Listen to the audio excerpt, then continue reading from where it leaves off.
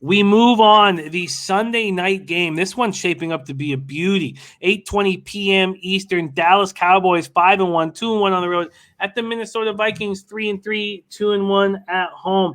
A lot of moving parts to the injury report with both of these squads. So I'd like to have the actual report right in front of me. Let me get it. Here we go. We're at US Bank Stadium in Minneapolis, Minnesota. The Cowboys open up as 1-point favorites, and that moves quickly. 2.5. There's even a 3 at Bodog. This total climbing fast as well. Opens up at 53, now at 55 or 55.5. Let's see if the cash follows suit. There will be 100,000 tickets on this game. Right now, there's just 6,203, and that's a lot for the Sunday nighter. 86% of the tickets on Dallas Cowboys, 94% of the cash on Dallas Cowboys on the spread. Then we don't have the cash on the total at this point, but we do know that 83% of the tickets are on the over, and that makes sense watching this total climb. Watching it climb. Crystal Warren says next Pub Sports merch better include a shirt with Winston with his fingers in his mouth. Crystal Warren also said someone put this out. Why so many, me included, have been liking Bucks Brady after hating him all our lives? Says Brady's out here vibing, while Pat's Brady was the Darth Vader to Belichick's Palpatine.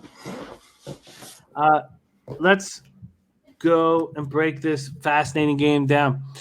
We last saw that both teams coming in off their bye. We last saw the Cowboys in a 35-29 overtime win at New England. Prescott was 36 of 51 for 445 yards, 3 TDs, 1 interception, and he is dealing with a calf strain that he suffered against New England. But the Week 7 bye, he and his team are optimistic that he'll play. And if you look at this market move towards the Cowboys, you have to think that he will. Dak Prescott is very confident. The first Dallas quarterback with at least 3 TD passes in 4 straight games says, we know we are for real. CeeDee Lamb caught 9 passes for 149, 2 touchdowns. Dalton Schultz caught 5 passes for 79 yards. This team is rolling, and they've been dealing with a ton of injuries. What are they going to be like when they're healthy? Michael Gallup hasn't played since the opener because of calf strain. 4-time All-Pro Zach Martin missed the final 5 games last year after playing through the calf strain. He was injured in practice, aggravated the strain 10 days later in the second game since the injury. Dallas came out of Sunday with the second most penalties in the NFL, 48 of them, fourth most yards. And it's been a problem. It's been a problem that has been talked about, so we'll see if it changes. Trayvon Diggs is a monster. Right when you think that he's just as highly thought of as can get, he returns an interception, 42 yards for a go-ahead touchdown late in the fourth quarter. He has interceptions in all 6 games, tying an NFL record to start the season, 7 overall, and 2 touchdowns. Tyron Smith added a left ankle injury to the neck issue that limited him in practice during the week.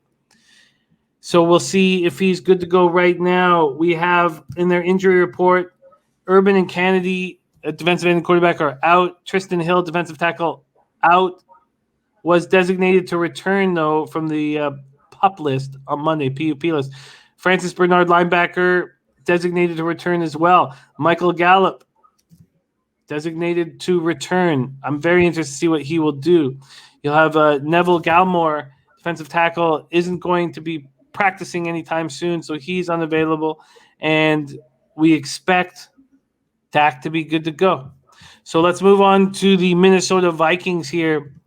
God, this game's going to be so much fun. Let's figure out how to get paid off of it. Coming in off a 34-28 overtime victory over Carolina, Kirk Cousins looking so good this year. 33 of 48, 373 yards, 3 touchdowns, no picks. Dalvin Cook, 29 carries for 140 yards. Thielen caught 11 passes for 126 yards, 1 touchdown. Justin Jefferson, 8 receptions for 80 yards. Cousins has this is interesting to see Minnesota moving forward and see how comfortable Cousins is being in tough situations. Has a league high 71 pass attempts, not including clock stopping spikes, in either the final 2 minutes of the fourth quarter or in overtime since the start of the 2020 season. And he's way ahead of anybody else. Tannehill has 53. So in those situations, only Derek Carr has more touchdown passes than Cousins. One of these days, people are going to have to admit Kirk Cousins is a good quarterback. I think so. And then you have KJ Osborne, adding to Jefferson and Thielen and changing the dynamic of this offense. Only Kansas City, the Rams, and Tampa, they're the only 3 teams in the league with more combined receiving yardage from their top 3 pass catchers than the Vikings. The offensive line has looked very good of late. In the last spot in Carolina, when Cook rushed for 140 yards, Cousin was not sacked. That came against a defense that's still, I know we have, losing faith in that Panthers defense, but it's still in the top 5 in NFL in fewest yards allowed, sacks per pass attempt, and lowest third down conversion percentage.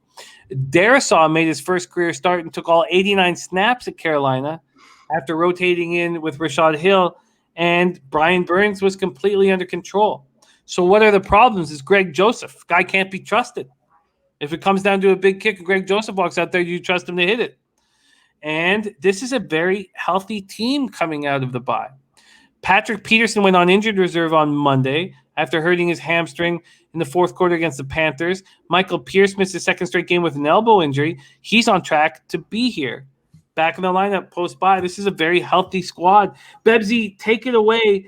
Market moving towards the Cowboys. Do you like them as a road favorite?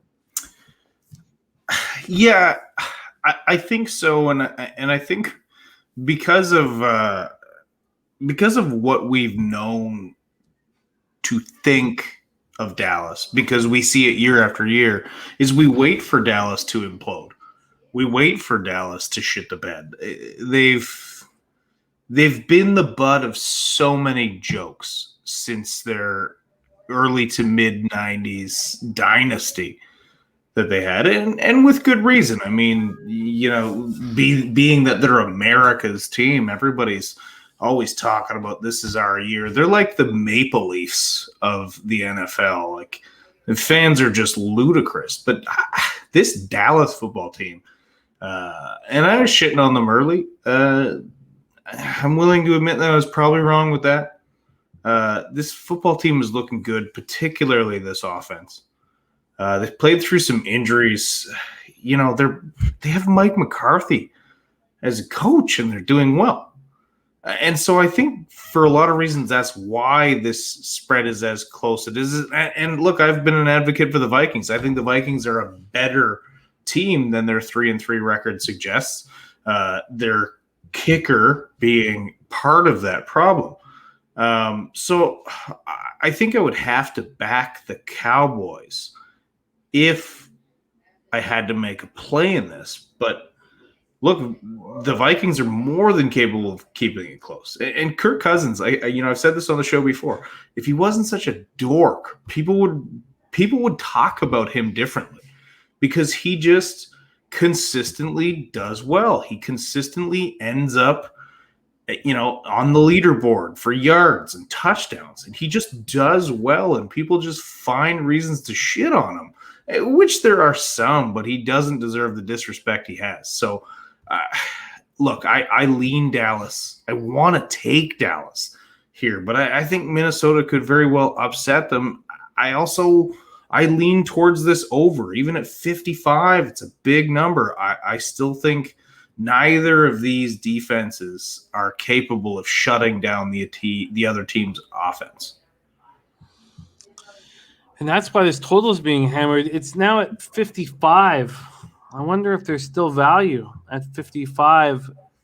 Oh, it's 55.5 now at 365. It just keeps climbing. So the issue is, and Birdie nails it, says need to know if Dak's calf strain is good, because you could see the Cowboys up 7 or 10 points and Dak moving out to the right and then crumbling to the ground. Yeah, and they immediately fall apart without him. We saw it last year. We saw, the offensive line was pretty banged up last year as well. But they become stagnant without him. So I hope he's not, obviously I never root for injuries, even with rival teams. I hate to see it. So you hope Dak is fine and healthy. Football's better with him out there. So definitely. It's that's the answer to JT's question. He says, "What's stopping you guys from betting the over now?" And it's the calf muscle of Dak. Yeah, I mean, he goes down, and that bet is as good as gone the moment he goes down. So, I've said this before about various games on this show. I'm just going to sit back and enjoy football in this game. I don't have a play except expect me to be live on props in this game come Sunday. Yeah, without a doubt. AB wondering if you're going to go with a Zeke and Pollard double up. That will require a more study. That is your Sunday nighter. Dallas Cowboys, Minnesota Vikings.